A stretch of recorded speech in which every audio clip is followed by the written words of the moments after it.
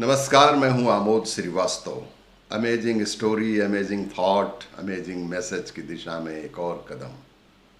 आज की कहानी का शीर्षक है भगवान पर भरोसा। एक वैद्यराज थे जो दवाखाना छोटा सा खोल रखे थे।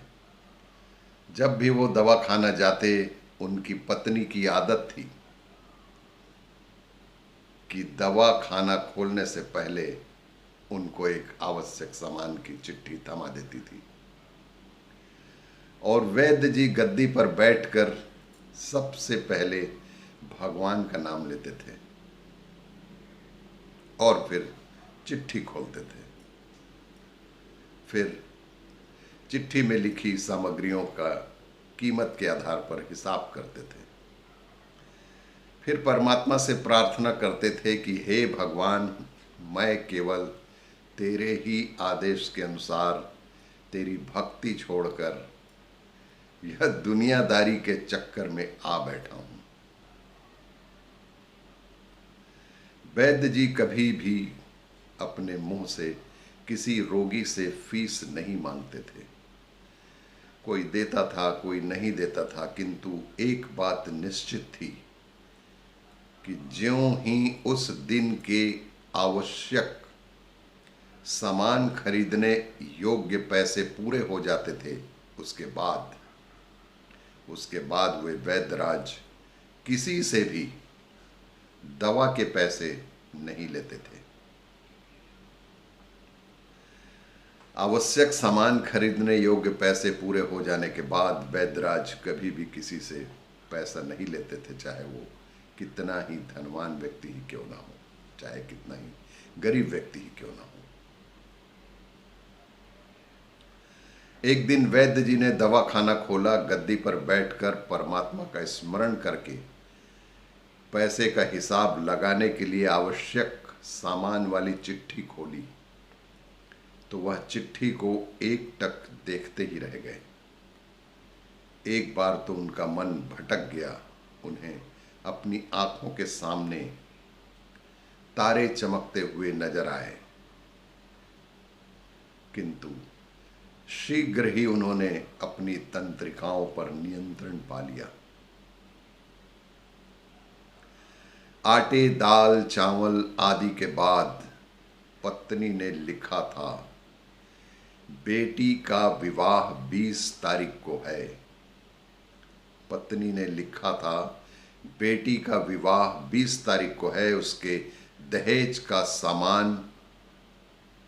कुछ देर सोचते रहे, फिर बाकी चीजों की कीमत लिखने के बाद दहेज के सामने लिखा, यह काम परमात्मा का है और इसके लिए परमात्मा ही जाने।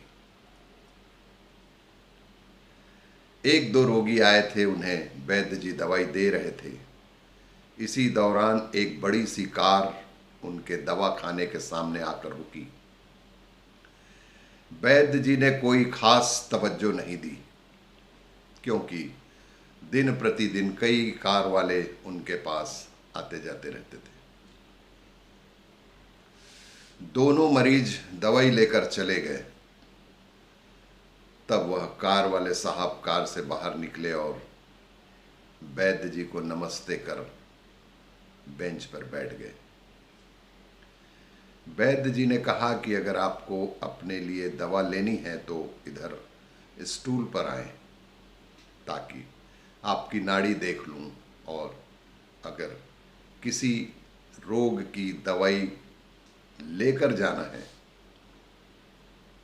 तो बीमारी की स्थिति का वर्णन करें कि वर्तमान में रोगी की स्थिति क्या है। वह साहब कहने लगे, वैद्य जी, आपने मुझे पहचाना नहीं। मेरा नाम कृष्णलाल है, लेकिन आप मुझे पहचान भी कैसे सकते हैं, क्योंकि मैं 15-16 साल बाद आपके दवाखाने में आया हूं। आपको पिछली मुलाकात का हाल सुनाता हूं। फिर शायद आपको सारी बात याद आ जाएगी। जब मैं पहली बार यहां आया था तो मैं खुद नहीं आया था। जब मैं पहली बार यहां आया था तो मैं खुद नहीं आया था, अपितु ईश्वर मुझे आपके पास ले आए थे, क्योंकि ईश्वर ने मुझ पर कृपा की थी और वह मेरा घर आबाद करना चाहता था। हुआ इस तरह था कि मैं कार से अपने पैतृक घर जा रहा था। बिल्कुल आपके दवा खाने के सामने हमारी कार पंक्चर हो गई थी। बिल्कुल आपके दवा खाने के सामने हमारी कार पंक्चर हो गई थी। ड्राइवर कार का पहिया उतार कर पंक्चर लगवाने चला गया। आपने देखा कि गर्मी में मैं कार के पास खड़ा था,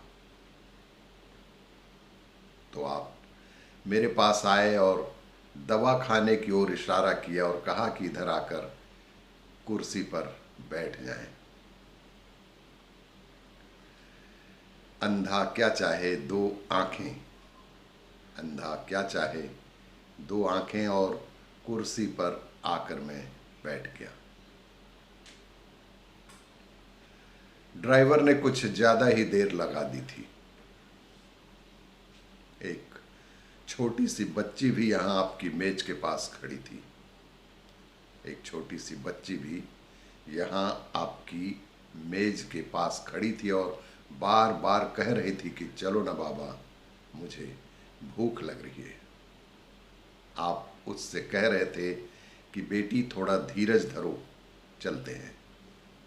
बेटी थोड़ा धीरज धरो, बस चलते हैं। मैं यह सोचकर कि इतनी देर से आपके पास बैठा था और मेरे ही कारण आप खाना खाने भी नहीं जा सक रहे थे, मुझे कोई दवाई खरीद लेनी चाहिए थी ताकि आप मेरे बैठने का भार महसूस ना करें। मैंने कहा, वैद्य जी